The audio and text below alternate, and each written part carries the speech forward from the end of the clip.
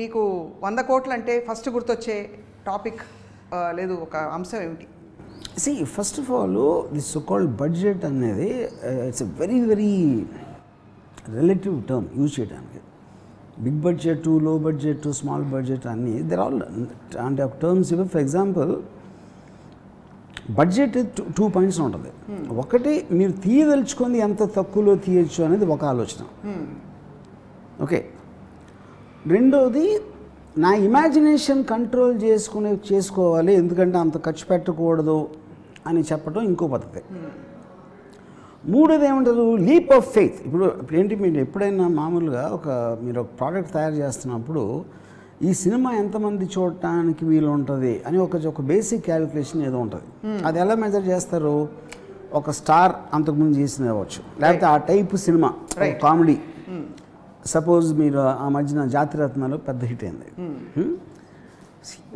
Comedy cinema పెద్ద hit అయితే ఇంత చేస్తుంది అనుకుంటే అదొక బెంచ్ మార్క్ కింద పెట్టుకుని దానికి 20% 30% తక్కువ వాటెవర్ ఏదో ట్రై చేస్తారు. ఒకటి. రెండోది, మీ దగ్గర డబ్బులు లేవనుకోండి ఖర్చు పెట్టడానికి, any which way you have to wrap it up. అప్పుడు ఏమవుతుంది, ఉదాహరణకి నేను శివాలో రెయిన్ ఫైట్ ఉంటుంది.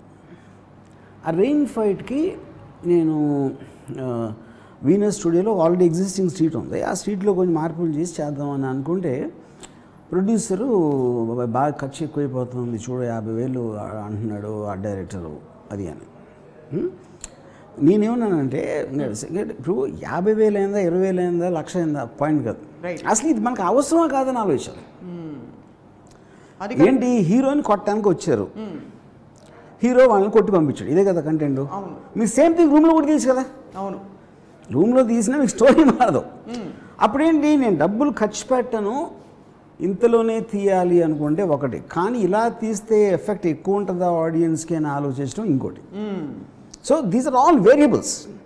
ఓకే. ఇప్పుడు ఫర్ ఎగ్జాంపుల్ రాజమౌళి ఇది ఉందనుకోండి, బాహుబలి.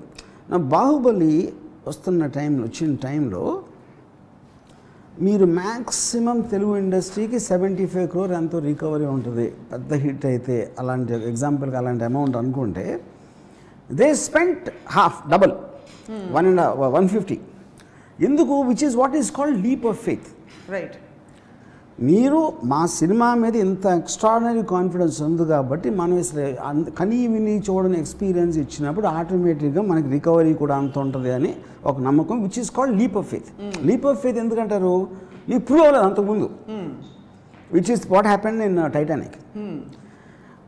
టైటానిక్ టైంలోనే Kevin Costner made a film called Waterworld, అది కూడా అదే లీప్ ఆఫ్ ఫెయిత్, కానీ పడ్డదాడు.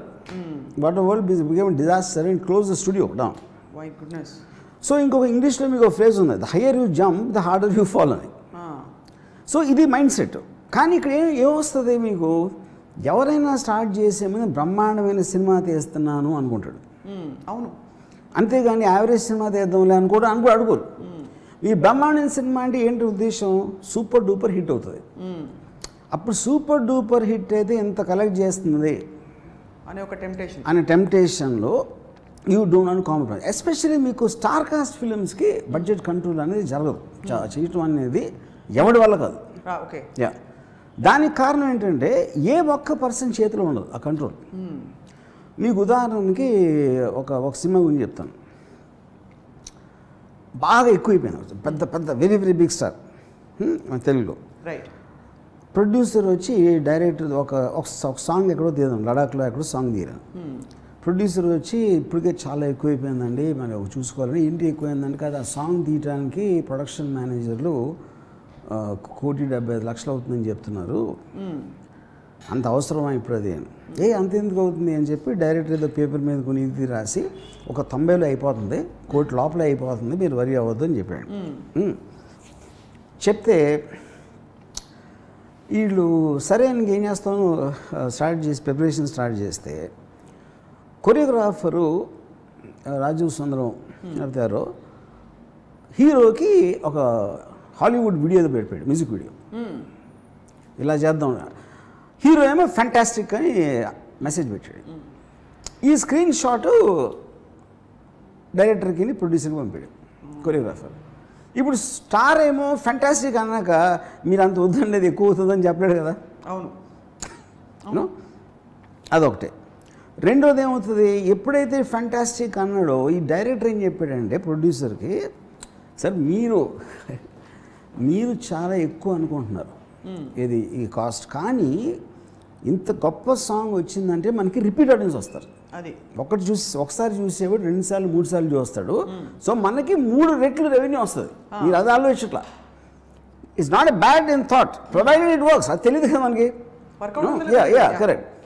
సో అని చెప్పేసి ఫైనల్గా సరే ఓకే ఇలా చేద్దాం, దానికి 200-300 డాన్సర్లు కావాలి. డాన్సర్లు సరే అయిపోయింది. డాన్సర్ తర్వాత ఏం లేదు, మన ఇంత ఖర్చు పెట్టి అక్కడ వెళ్ళి లదాఖ్లో తీసామంటే ఫోర్గ్రౌండ్ ఉన్న వాళ్ళందరూ కొంచెం మొహాలు బాగుండి, హైట్ గీటు కలర్ బాగుండాలి. బాంబే నుంచి మోడల్స్ తెప్పించాలి అట్లీస్ట్ ఫ్రంట్ పేర్లో నుంచో పెట్టడానికి. వాళ్ళు చాలా ఎక్స్పెన్సివ్, వాళ్ళు మళ్ళీ ఫ్లైట్లో వస్తారు.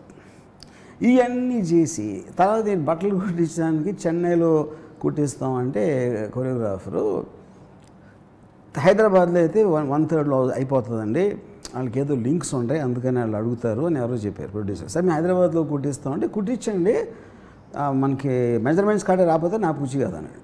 అప్పుడు ఎవరు తీసుకుంటారు డెసిషన్? ప్రొడ్యూసర్ ఏం తెలుస్తుంది? యా. ఇప్పుడేంటి ఐరన్, ఇదంతా స్టార్ కూడా తెలీదు. స్టార్ మ్యాక్సిమం ఏమన్నాడు, ఫ్యాంటాస్టిక్ అన్నాడు. అంతకు మించి స్టార్ కూడా ఏమీ తెలియదు ఇవన్నీ ఇక్కడ జరిగి. ఫైనల్గా ఇంకా 25 పెరిగి ఇది పెరిగి అది పెరిగి మొత్తం అంతా కలిసి ఫైనల్ బిల్లు 3,70,00,000 ఆ సాంగ్కి. 3,70,00,000 అయితే డిస్ట్రిబ్యూటర్స్ ఫస్ట్ ఆ పాట తీశారు. అంటే అంత బ్యాడ్గా ఉంది. కానీ ఇది ఎవరు తప్పన్నా నాకు చెప్పండి, ఎవరిదే కాదు. హోప్లో మీరు ఖర్చు పెట్టారు. డైరెక్టర్ ఏమో రిపీట్ ఆడియన్స్ వస్తుందని నమ్మాడు. తన మాత్రం ఎందుకు తీస్తాడు? పాట బాగాలేదని తనకు తెలుస్తుందా? ఎవరికి తెలియదు అది రిలీజ్ అయ్యే వరకు, యూనో. సో ఇప్పుడు సపోజ్ హీరో దగ్గరికి వెళ్ళి డబ్బులు ఎక్కువైపోతుందని ఒక స్టార్ దగ్గర ఏ ప్రొడ్యూసర్ అనడం. ఎందుకంటే అది ఎలా ఉంటుందంటే నీకని ఈ సినిమా మీద నమ్మకం లేదనిపిస్తుంది. యా, మీరు అసలు వెళ్ళటమే చేతులు కట్టుకుని వెళ్ళారు. మీకు డేట్లు ఇస్తే చాలు మేము రుణపడి ఉంటాం లైఫ్ అంతా అన్న టైప్లో మీరు వెళ్ళినప్పుడు అది ఏ విధంగా అవుతుంది? అదే you know. So I do not blame any of them. Right. ఎందుకంటే వర్కౌట్ అయినప్పుడు, ఇప్పుడు బాహుబలి వర్కౌట్ అయినప్పుడు మనది ఎందుకు అవ్వదు అనేది అది ఫండమెంటల్ థాట్. ఇప్పుడు నాకు తెలిసిన మొత్తం ఇండియాలో only person understands this is Aamir Khan. Budget. ఎందుకంటే ఆమిర్ ఖాను తన స్టార్డమ్ ఒక కాంపోనెంట్, తర్వాత సినిమాకి ఎంతకాలం అంతే ఖర్చు పెడతాడు. ఇప్పుడు గజనీ సినిమా అంత సూపర్ డూపర్ హిట్ అయ్యాక next cinema Taare Zameen pay ఏదో క్లాస్ రూమ్లు చిన్న చిన్న ఇళ్ళు దాంట్లో తీసాడు. ఆమిర్ ఖాన్ ఉన్నట్టు సినిమాలో that is additional question. Right. అప్పుడు మీకు రియలిజం ఉంటుంది. ఎప్పుడైతే మీరు ఆర్టిఫిషియల్గా మీరు కేవలం డబ్బులు ఉన్నాయి కాబట్టి అసలు కనీ విని ఎరగానే స్కేల్ పెంచాలి అని అనుకున్నప్పుడు that will be the problem. అది అక్కడ ప్రాబ్లం ఏంటంటే మనీ కన్నా ఎక్కువ it will primarily finish your story also. Me story చెప్పే విధానం మారిపోతుంది, జనాలు చూసే ఎక్స్పీరియన్స్ మారిపోతుంది. ఇప్పుడు ఫర్ ఎగ్జాంపుల్ నేను శివ తీసినప్పుడు నేను ఆ రోజుల్లో నాగార్జున సినిమా కలెక్టర్ గారు అబ్బాయి లేకపోతే 2-3 సినిమాలు వచ్చినాయి, వాటికన్నా చాలా తక్కువలో తీసాను. ఎందుకు తీసాను? మీరే బడ్జెట్ వేసి ఇచ్చారా? నేను లేదు, నేను వేయటం కాదు. ఎందుకని కాదు, ఫైనల్గా నేను అడిగిన దానికే కదా అయ్యేది. అవును, న్యాచురల్లీ కదా. డైరెక్టర్ ఏమేమి కావాలనుకుంటే దానికే కదా డబ్బులు ఇచ్చేది. ఎందుకు తక్కువైంది? తక్కువ చేయాలని ఉద్దేశం నాది కాదు, ఆ సినిమాకి అంతే కావాలి. రైట్. కాస్ట్ కంట్రోల్ చేయాలి, తక్కువ బడ్జెట్లో తీయాలని నేను ఎప్పుడు అనుకున్నాను అసలు. What is needed for that? ఒక జిడ్డు ఓడుతున్న ఇరానీ కాఫీలు, ఎక్కడో కుక్కట్పల్లిలో, ఎక్కడో భవానీ ఇల్లేమో ఎక్కడో పెంచులు ఊడిపోయి, అంటే అట్మాస్ఫియర్కి ఇట్ విల్, అంటే అలాంటి క్యారెక్టర్ ఎలాంటి షాట్ ఉంటాడు అనేది సబ్కాన్షియస్గా మీకు రియలిజం తేటానికి హెల్ప్ అవుతుంది. అవును. కానీ మనం పెద్ద బడ్జెట్ సినిమా తీస్తున్నాం, దాన్ని కానీ అంత నీట్గా చేసేసి అవును అక్కడ మొత్తం ప్రొడక్షన్ ఆర్డర్ బిల్స్ అది చేసి ఇది చేసి అన్నీ చేసినప్పుడు it actually have the reverse effect. మీకు ఆ క్యారెక్టర్ మీద బిలీవబిలిటీ పోతుంది. అవును. అది ఆడియన్స్ సబ్ కాన్షియస్గా రియలైజ్ అవ్వచ్చు అవ్వకపోవచ్చు, అది వేరే విషయం. But it have an effect. It will have an effect adversely both ways. But adversely actually it will spoil it. Yeah, it will spoil it. రెండోది it will spoil it. Yeah. ఇప్పుడు మీరు మీ సినిమాలకి వర్మ గారు మీరు బడ్జెట్స్ అనుకుంటారా? మీకు ఒక అంచనా, బికాస్ మీకు డబ్బులతో పెద్ద కనెక్టివిటీ ఉండదు కాబట్టి.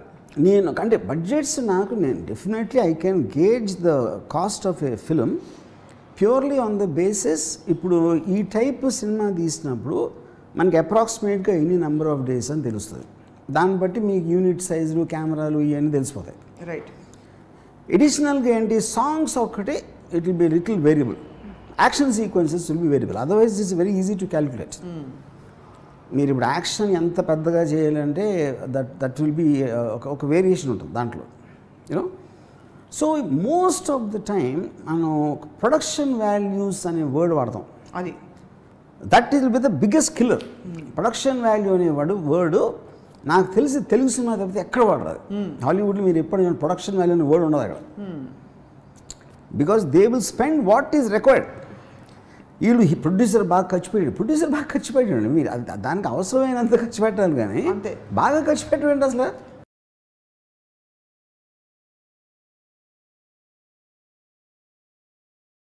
Hi, this is Isha Chavla. This is Manara Chopra. Hi, this is Kartikeya. నేను డైరెక్టర్ తేజ అని. Press the bell icon for more updates. For more such videos, please subscribe to iDream. For more videos, please subscribe to iDreams. For more videos, please subscribe to iDream. And you're watching iDream Media. Please like, share and subscribe to the channel. And don't forget to subscribe to iDream. Please subscribe iDream Media. Do subscribe to iDream. Subscribe to iDream Media. Do subscribe to iDream Media. Don't forget to subscribe.